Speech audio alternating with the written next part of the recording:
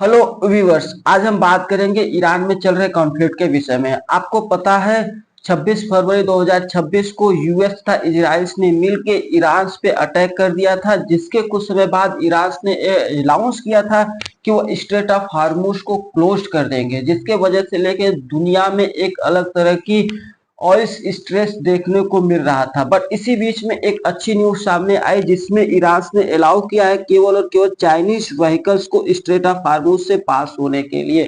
बस next day अगले ही दिन क्या हुआ, ईरान की तरफ से अनाउंस किया गया कि वह स्ट्रेट ऑफ हार्मुज क्लोज करेगा केवल और केवल यूएस, इजराइल और यूरोप के लिए। तो यह एक होप क्रिएट करता है इंडिया के लिए कि वो ऑयल के स्ट्रेस से बच सकता है, क्योंकि आपको पता है जैसे ही यह अनाउंसमेंट हुआ था इंडिया में भी एक ऑयल स्ट्रेस आ गया था।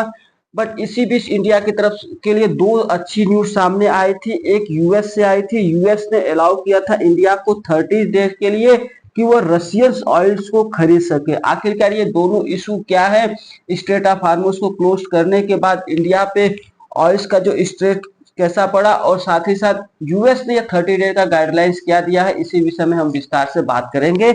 उससे बात करने से पहले हम बात करते हैं एक्चुअली ईरान ने क्या अनाउंस किया है।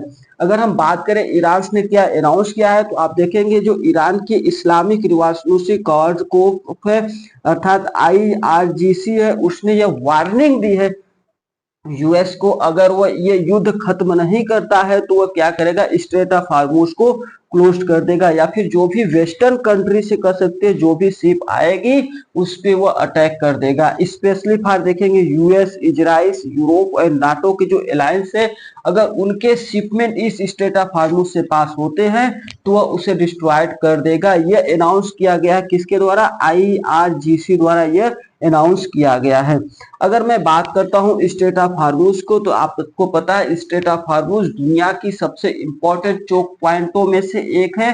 जस्ट लाइक आपने इसको मैंने पहले कभी बताया था, जिसमें मैंने आपको कैनाल्स एंड आप कह सकते हैं मैंने आपको बताया था स्विस कैनाल, जैसे ये सब दुनिया के सबसे इंपॉर्टेंट चोक पॉइंटों में से एक है। वैसे ही स्ट्रेट ऑफ हार्मुज फिलहाल के दिनों में एक इंपॉर्टेंट चोक पॉइंट है, जिसके पीछे की रीजंस क्या है, यहाँ पे दुनिया की सब कि लगभग 20 से 25% के आसपास वर्ल्ड की जो ऑयल ट्रेड होती है, अर्थात आप कह सकते हो 20 से 21 मिलियन बैरल्स के आसपास ऑयल जो होते हैं पर डे जो होते हैं इस स्ट्रेट से पास होते हैं।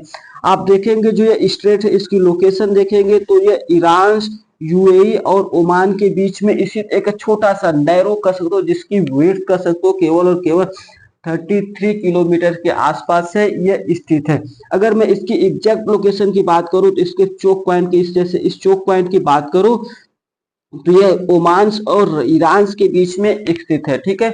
लेकिन यहाँ पे आपको एक इंपॉर्टेंट बात और याद रखनी चाहिए कि जो यह वाटर पास होने के लिए, जो शिपमेंट पास होने के लिए जो नैरो है, यह केवल और केवल 3 से 4 किलोमीटर के आसपास ही है।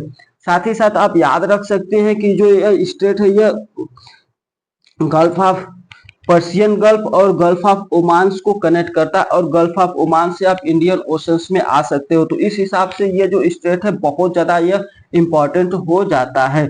अगर मैं बात करूं यह इंडिया के लिए क्यों इंपॉर्टेंट है, तो अगर इंडिया के लिए देखोगे तो इंडिया क्या होता है, अपनी जो एनर्जी सिक्योरिटी होती है या फिर कह सकते हो जो ऑयल होता है इंपोर्ट होता है, लगभग 85% के आसपास ऑयल जो होता है वो दुनिया से इंपोर्ट करता है, और उसमें भी सबसे ज्यादा जो ऑयल इंपोर्ट करता है वह गल्फ नेशन से इंपोर्ट करता है। यह जो 40 से 50% का आप डाटा देख रहे हैं यह रिसेंट डाटा है। यही अगर मैं रशिया यूक्रेन वार से पहले की बात करूं तो उस समय इंडिया लगभग 60 से 65% के आसपास जो ऑयल होता था वो इस गल्फ नेशन से इंपोर्ट करता था। उसमें भी सबसे ज्यादा यह इंपोर्ट करता था इराक, सऊदी अरेबिया, यूएई या फिर कुवैत से कह सकते हो, वह सबसे ज्यादा ऑयल इंपोर्ट करता था जो इसी सी रूट से होकर इंडिया में आती थी। वही अगर बात करता हूँ एलपीजी या फिर कह सकते हो नेचुरल गैस, माफ करिएगा एलएनजी या फिर नेचुरल गैस की बात करूं तो आपको पता है यहाँ पे कतर है जो दुनिया की सबसे ज्यादा नेचुरल गैस इंपोर्ट करने वाली कंट्रियों में से एक है। अगर मैं बात करूं तो सबसे ज्यादा इंपोर्ट यूएस करता है, उसके बाद अगर कोई करता है तो कतर करता है। लेकिन कतर जो है इंडिया के लिए बहुत इंपॉर्टेंट है, क्योंकि इंडिया सबसे ज्यादा अपना नेचुरल गैस जो इंपोर्ट करता है वो यहीं से करता है। एंड थर्ड सबसे इंपॉर्टेंट बात करूं तो ये सी रूट होता है between India's and gulf Nations के लिए। तो इंडिया की एक बहुत बड़ी इकोनॉमी इस सेक्टर से इम्पैक्ट होती है। अगर मैं चौथी सबसे बड़ी बात करूं तो आपको पता है इंडिया के बहुत सारे डायोस्पोरा लगभग 8 से 9 मिलियंस इंडियंस यहाँ पे रहते हैं जो मल्टीपल सेक्टर में काम करते हैं। स्पेशली फॉर कर सकते हो आप IT sector, infrastructure sector, gig worker जैसे क्षेत्र में बहुत ज्यादा काम करते हैं। साथ ही साथ यहाँ पे इंडियंस बहुत ज्यादा सीओ के रूप में भी काम करते हैं। तो यहाँ से इंडिया के लिए बहुत huge amount of remedies produce होता है। अगर ये रीजन्स अनस्टेबल्स होगा तो जो इंडिया की एक बहुत बड़ी रेवेन्यूज यहाँ से जनरेट होती है उस पे खतरा देखने को मिल सकता है आने वाले फ्यूचर्स में। वही दूसरी अगर स्टैटिक इंपॉर्टेंस की मैं बात करूं तो आपको पता है ईरान में इंडिया की एक बहुत बड़ी पोर्ट को डेवलप किया है जिसे हम चाबहार पोर्ट के नाम से जानते हैं। चाबहार पोर्ट इंडिया के लिए बहुत ज्यादा इंपॉर्टेंट है, specially for connectivity for central Asia की कनेक्टिविटी के लिए सबसे ज्यादा इंपॉर्टेंट है। और दूसरी ये सबसे ज्यादा इंपॉर्टेंट है, कह सकते हो international north south transport corridor इंसेट जिसे हम कहते हैं उसके लिए भी ये बहुत ज्यादा इंपॉर्टेंस है यह चाबहार पोर्ट। अगर यहाँ पे इंस्टेबिलिटी होती है तो ये चाबहार पोर्ट अगर भारत के साथ टूटता है तो भारत की जो सेंट्रल एशिया कनेक्टिविटी होती है वहां पे थोड़ी बहुत प्रॉब्लम देखने को मिल सकती है। वही दूसरी हम बात करें why Iran threatening this state of Hormuz को लेकर ईरान थ्रेट क्यों करा है दुनिया को और यूएस को क्यों बार बार यूएस को कह सकते हो बार बार अनाउंस क्यों कर रहा है कि नहीं वो क्लोज कर देगा। उसके पीछे की आपको बता दूं तो देखो ईरान की ऑब्जेक्टिव क्या है। ईरान चाहता है कि जो यूएस और इजराइल ने उस पर अटैक किया है भाई वो हो सक क्लोज कर दे, रुक जाए। अगर वो ऐसा नहीं करता है तो वो इसके तरफ जो वेस्टर्न इकोनॉमी होती है उसको कोलैप्स करने या फिर कह सकते हो वेस्टर्न इकोनॉमी को इम्पैक्ट डाल सकता है इस स्टेट ऑफ हार्मोस को क्लोज करके। क्योंकि आपको पता है जैसे ही ये स्टेट क्लोज किया गया था वैसे ही आप देखेंगे वेस्टर्न वर्ल्ड में ऑयल्स की प्राइस अचानक ही बहुत ज्यादा इंक्रीज कर गई थी।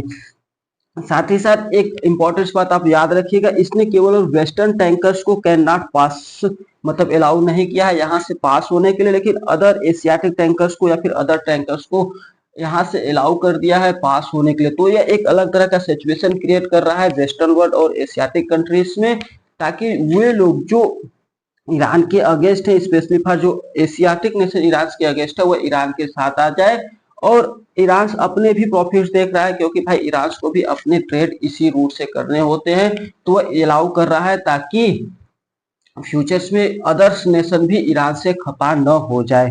अब हम बात करते हैं ये यूएस के जो इशू किया है 30 डेज का गाइडलाइन, इसके विषय में हम बात करते हैं। देखो यूएस ने ये जो 30 डे का गाइडलाइंस यूज किया है इंडिया के लिए कि वो रशियन ऑयल खरीद सकता है, यह कोई बहुत बड़ी इशू नहीं, क्योंकि आपको पता है इंडिया यूएस द्वारा टैरिफ लगाने के बाद भी इंडिया ने huge amount of oil import किया था।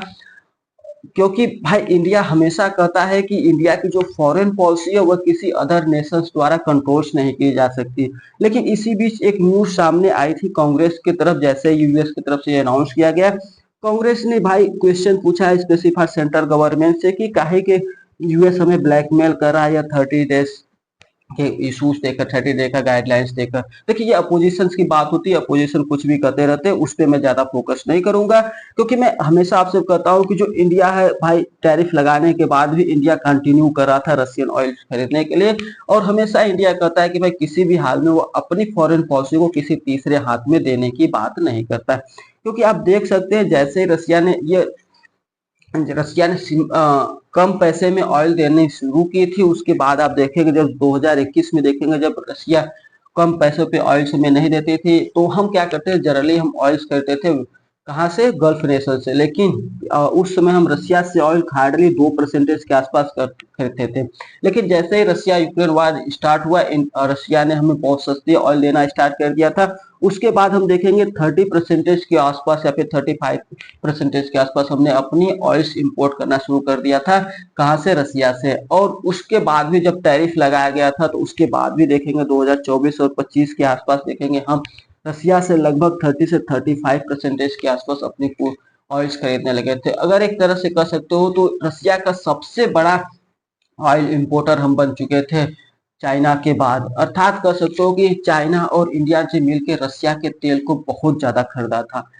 आई होप थोड़ी बहुत चीजें आपको समझ में आई होंगी। आपको इस कॉन्टेक्स्ट में बता दूं, अगर आप इस रीजन से पढ़ रहे हो तो आपको याद क्या रखना है, ईरान और यूएस के रिलेशंस को याद रखिएगा, ईरान की ज्योग्राफी आप याद रखिएगा, चाबहार पोर्ट को याद रखिएगा, गल्फ कंट्रीज को या फिर ओपेक्स नेशंस को आप याद रखें। जब भी आप ऑयल्स के विषय में पढ़े तो ओपेक क्या होता है, ओपेक्स प्लस क्या होता है, इन सब चीजों के विषय में याद रखिएगा। Thanks for watching. अगर मेरा लेक्चर आपको अच्छा लगा है तो आप इसे मुझे लाइक, सब्सक्राइब एंड शेयर कर सकते हैं। Thank you.